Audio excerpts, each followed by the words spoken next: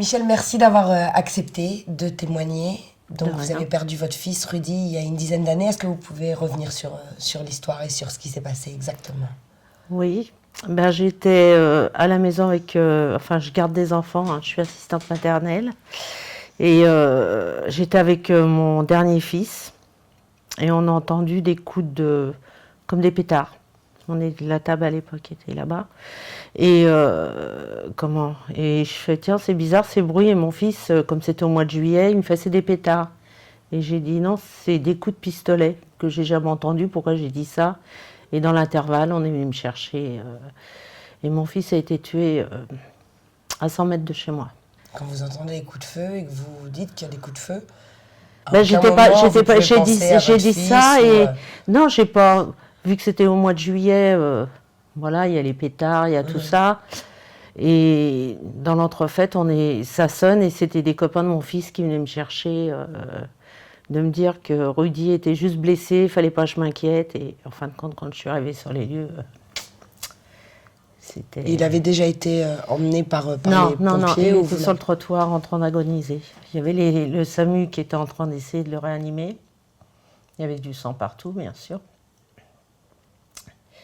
Et puis...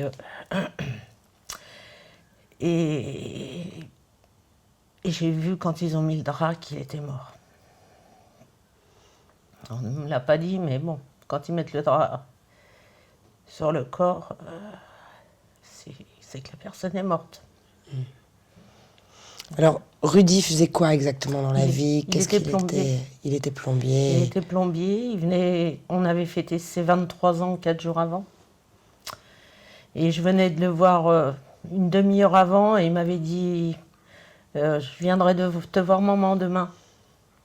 Parce que bon, je l'avais vu dehors, donc et il m'avait dit appelle-moi parce que son portable ne marchait pas.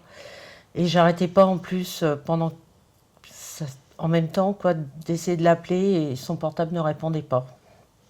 Alors, Rudy était plombier, il n'était pas du tout mêlé à de sales histoires, il n'était pas dans du trafic, parce que c'est vrai qu'en général on pense spontanément à des règlements de compte. Quelles ont été en fait du coup les différentes possibilités et options face à ce crime? Est-ce que vous aviez eu plusieurs pistes, puisque visiblement ça a donné lieu à un non-lieu? Oui. On n'a pas retrouvé le meurtrier. Oui. Non, on n'a pas retrouvé le meurtrier. Et non, au début, les médias ont dit que c'était entre bandes rivales, enfin. Et on connaît quand même ses enfants. Bon, il avait des relations pas fréquentables, mais bon, c'est des relations d'école, donc voilà. Hein, c'est pas parce qu'on fréquente des mauvaises personnes qu'on fait la même chose que les mauvaises personnes.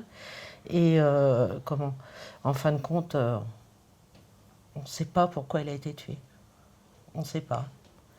Est-ce que c'est gratuit Est-ce qu'ils se sont trompés de personne? Est-ce qu'ils se sont peut-être trompés de personne? Est-ce que quelqu'un a fait quelque chose, a donné le nom de mon fils? Mais enfin, à ce jour, on n'a pas... Il n'y a aucun élément, quoi, on n'a rien.